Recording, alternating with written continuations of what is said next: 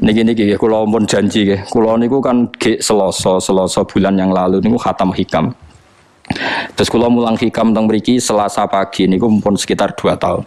Pokoke walhasil diparingi Allah niku khatam. Terus kula kepengin napa ngatami donga nu saniki mergi cara ulama tambah kathah tambah napa sae. Dadi ora usah sampean di perasaan ora melok ngaji kok melok khataman. Sing ngaji yo paham ora yo ora roh. Sing ora ngaji pokoke ora roh padha ora roe sing penting ditampa napa pangeran ngoten mawon.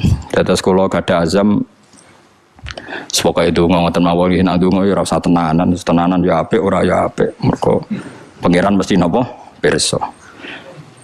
Jadi tenanan itu ikhlase, nak ndonga ora usah tenanan, sing tenanan apa? Mergi cara hikam itu termasuk ngeten. Hikam itu yang ngarang hikam itu jenenge Ibnu Athaillah As-Sakandari, ini muridnya Abdul Abbas Al-Mursi. Abdul Abbas Al-Mursi ini muridnya Abdul Hasan apa? Asyadzili. Kula niku sinau hikam mulai riyen mun bertahun-tahun sampai sekarang. Tiap badhe tilem sering mau hikam. Jadi hikam termasuk madzhab ngeten. Tapi aja nut kados tiyang sing ora tau mlebu masjid wae aja nut iku wali. Nah kowe gawe-gawe. Nah kowe nglakoni ngono ben dadi wali wae ora mutu niku mboten alami. Hikam itu kalau berdoa itu sekali. Kula nu nate umroh 2009, terus haji 2013. Terus kemarin kula umroh malih tahun kemarin, baru ruwah kemarin.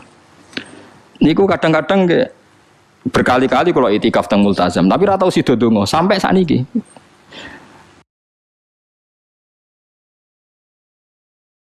Mergo donga mbok pisan tok, anggere donga neh. Lho pangeran ijek eling kok tak elingno. Mergo hikam termasuk mengingatkan gitu. Kamu kalau doa itu jangan ulang.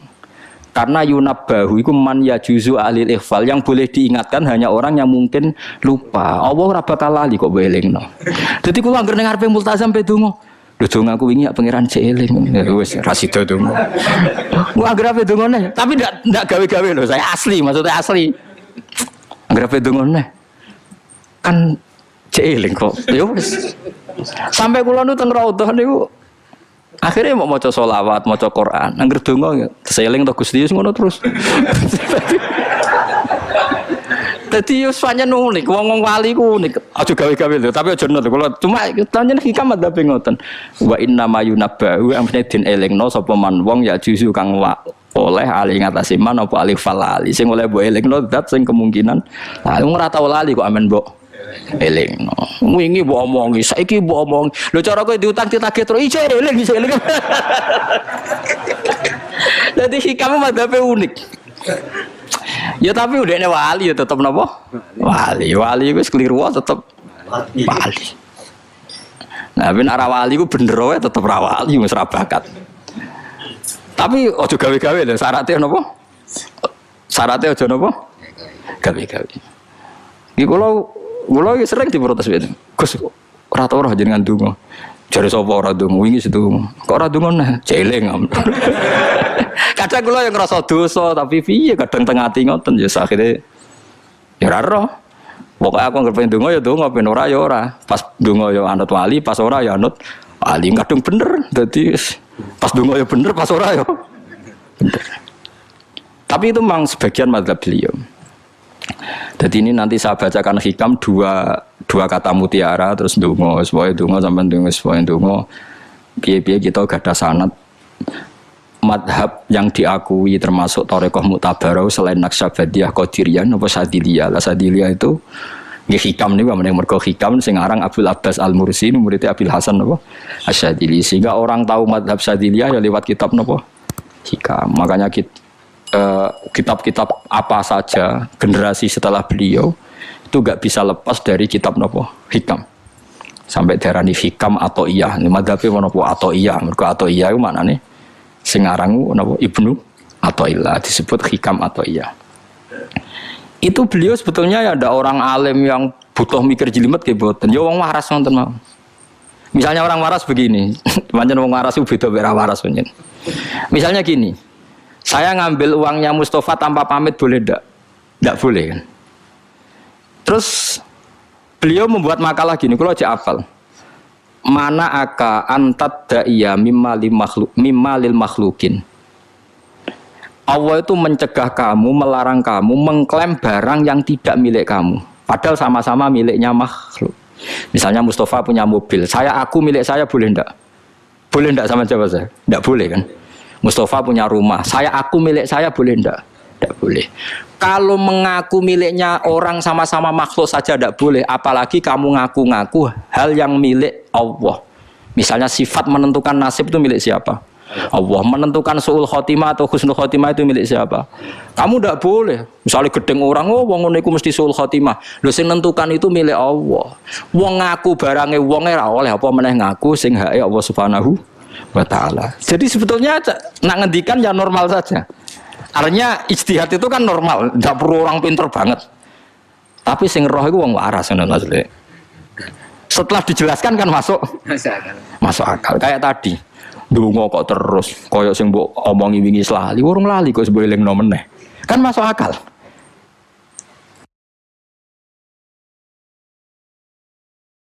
Tapi kok jangan anut aku, mergo ora asli, wong anut-anut kan mboten apa. Dadi ini kula waca kalih mawon nggih, kenangan kula ben dadi nggih kenangan kula napa makalah sanggeng napa hikam ya. Iki kula waca Arabe mawon engko napa. Nggih bismillahirrahmanirrahim. Kula nak maca malah bingung, biasa hafalan malah maca. Jadi piyambake ngendikan mana aka antatta iya male salaka mimalil makhlukin afayubi hulaka antatta iya wasfahu wa rabbul alamin. Di Allah ngelarang jenengan mengaku barang yang miliknya orang lain, apalagi ngaku-ngaku hak sing miliknya Allah Subhanahu wa taala. Sehingga kita ndak boleh misalnya maksudno tiyang wong iku mesti celaka, nyelakano orang itu hak sinten? Hak ya Allah. Kowe ora usah GR sok ben mesti bener, iso wae saiki bener sok ben salah. Kamu juga enggak usah merasa salah, iso wae saiki kira saleh sok ben saleh. Sudah itu hak ya Allah, sudah ndak itu. Terus ngendikane beliau ini Ilahi kullama akhrosoni lu'mi antokoni karomuka. Gusti ketika saya didiamkan oleh kesalahan-kesalahan saya, antokoni karomuka, maka saya digerakkan oleh sifat lomane jenengan.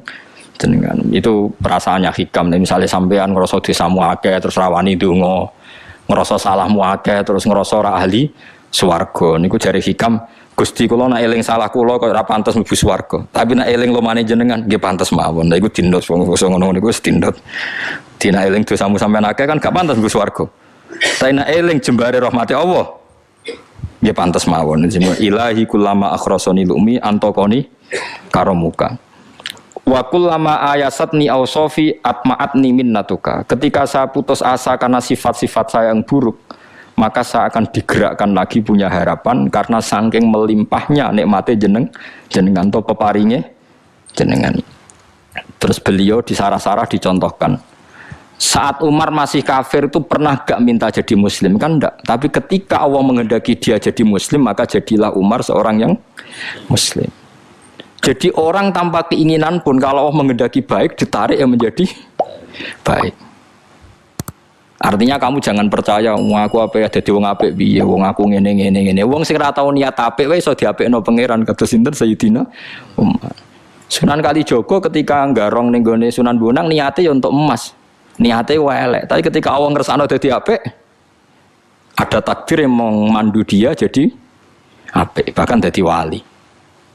Itu fakul lama ayasatni ausofi, ketika saya diputus asakan oleh sifat-sifat saya yang buruk, maka saya akan diharapkan lagi, diberi tomak, diberi harapan oleh banyak peparingin apa jenengan. Jadi intinya kalau suwun khasnya madhab Sadili itu melihat sisi positif. Jadi misalnya jenengan sholat misalnya, ini rumah tenan gitu. Misalnya jenengan sholat, potensi gak diterima itu tinggi. Mungkin kita ada ikhlas, mungkin kita tidak tumak ninah, mungkin kita banyak melakukan kesalahan, mungkin eling macam-macam. Itu potensi yang menjadikan kita sholatnya tidak diterima Allah. Tapi cara madhab Sadilah berpikir gitu itu tidak boleh. Kamu harus ingat bahwa sujud ini luar biasa. Banyak orang yang nggak diberi anugerah sujud. Orang bertahun-tahun, berpuluh-puluh tahun hidup kafir tidak pernah sujud. Kamu sekarang ditakdir mau sujud. Jadi mestinya kena sholat bersolat subuh, matur nuwun Gusti tadi saya sujud sama jenengan, matur nuwun Gusti tadi saya rukuk sama jenengan. Gak usah mikir buat ditampa ora, eling terus. Nanti setelah zuhur ya begitu, eling terus. Tadi ditakdir sujud, ditakdir rukuk, ditakdir sholat. Sehingga madzhab Syadziliyah itu sampai mengatakan begini, orang yang beribadah meskipun sedikit dan yakin bahwa itu peparingi Allah, minnah dari Allah, itu lebih baik ketimbang ibadah banyak plus merasa kurang. Di misalnya Mustafa sholat, bersolat duhur gak marem, mungkin duhurku salah terus berbadiah kok sholat meneh. Sing kula sholat duhur tok ora usah, saking syukur kula, iku duhur kula makome. Yang nanti saiki duhur kula perkarane ngene iku dene kelakuane cek ngene iku dene. Karena ketika diberi pangeran ora marem. Kurangnya, tapi kurangnya niat elek.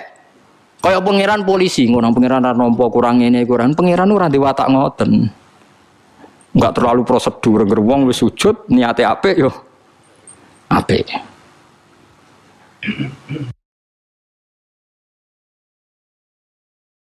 Ya mulane kula nate debat mbek jenengan kula kan bolak-balik cerita. Sampai nak sujud itu untuk menjadi sah itu kan bathuk, tangan loro, dengkul loro, delamaan loro, sehingga harus sujud pada 7 anggota. Jadi menurut madzhab yang asoh kalau sujud itu harus 7 anggota. Tapi ada ulama yang mengatakan cukup bathuk tok ambek sikil. Angger wis ngene jenenge sujud. Alasannya ulama ini masuk akal. Saiki nak diwalik. Ana Zaid yang muslim. Bathuke ditemplekno bumi niat sujud ning berhala. Hukumnya kafir ta ora? Enggak jawab ya, kafir kan?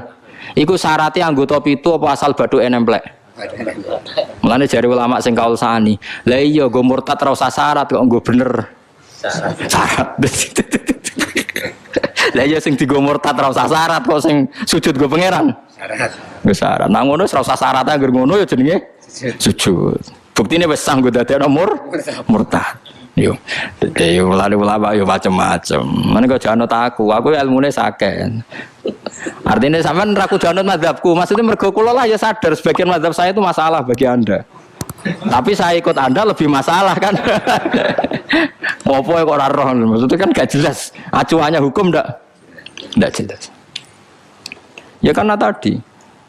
Kamu sekolah di Australia, di Amerika, wong kok kancanan wong kafir. Tapi barokahnya anak-anak yang sekolah di sana, yang kerja di sana, akhirnya di Amerika ada masjid. Di Australia itu barokahnya mahasiswa, pekerja, orang kedonyan macam. Sekarang orang kedonyan di Taiwan, di Korea bikin komunitas masjid. Ya, akhirnya di bumi Allah di sana ada yang sujud. Ya itu nyata. Meskipun teori Anda juga nyata, sebagian mungkin katut wedoan ning kono katut macam-macam.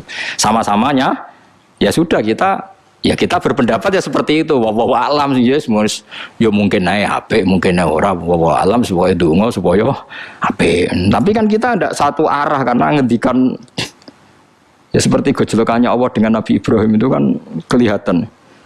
Malaikat Israel berjabut Nabi Ibrahim. Nabi Ibrahim gak terima, gak iso Israel. Aku kekasih pangeran. Mosok dipateni. Hal ra'aital khalil yumitu khalilah. Ono kekasih mateni kekasih, mesti keliru perintahmu Israel. Semune ngono Nabi Ibrahim, kowe tetep dipateni. Cara Israel guys menarik. Akhirnya balik teng pangeran Gusti, amartani ila abdin la yuridul mauta wa yaqulu hal ra'aital khalil yumitu khalilah. Ya Allah, engkau memerintahkan saya pada hamba yang enggak ingin mati. Dia bilang masa ada kekasih membunuh kekasihnya. Cara Israel masuk akal, bisa mikir juga Israel. Cara dia masuk akal. Jawab Allah ini. Qullahu jadi katakan pada Ibrahim, hal ra'aital khalil yakrahu ayyal khalilah. Ibrahim kandhani, ana tah kekasih tapi ra siap ketemu sing dikasih. Artinya kalau tidak berani mati berarti ra siap ketemu. Jadi bilang ke Ibrahim, apakah ada kekasih yang enggak siap ketemu kekasihnya? Dia malah Israel marah nang Ibrahim. Kata Allah, nggak ada kekasih yang benci ketemu kekasihnya. Oh ya, mati saya kira apa? Nah, itu logika yang terbangun. Makanya dengan perbandingan logika itu akan kelihatan. Pertama, koyo-koyo logika Ibrahim itu masuk akal. Tapi ketika Allah ngendikan, ono tah kekasih, ra siap ketemu kasihnya. Nah kitab Mahalli itu kitab yang menjelaskan sekian teori fikih yang tidak mansus ya, saya ulang lagi, yang nggak ada nasnya. Kemudian diulang-ulang oleh cara berpikir tadi. Nah, akhirnya jadi kitab khilafah ya, kitab ikhtilafat dalam Syafi'i yang paling dianut ulama seluruh dunia. Jika terus Habib Zain Samangke semua ulama itu rujukannya kitab Mahalli. Ya karena tadi yang nggak ada nas, saya ulang lagi, yang nggak ada apa? Nas itu ada sekian pilihan kaul. Ya sama-sama masuk akal tadi. Meskipun dalam tradisi tertentu kita tidak mungkin mempraktekkan. Ke wanita kok jenazah kok guri. Nah kemen taqabbala wa minna minkum taqabbala. Ya Karim pasti dia kok kiai sableng. Jenazah iki kok apa? Guri. Tapi saya sekarang mulai curiga dengan di Arab Saudi karena tetap ada sholat gaib tapi mayatnya sudah nggak di depannya sudah. Kalau menangi rian tentang buku-buku mayat itu tapi itu mungkin karena teknis ya, karena yang mati terlalu banyak dan sering. Musim haji tok umbiro wae keselen dak kok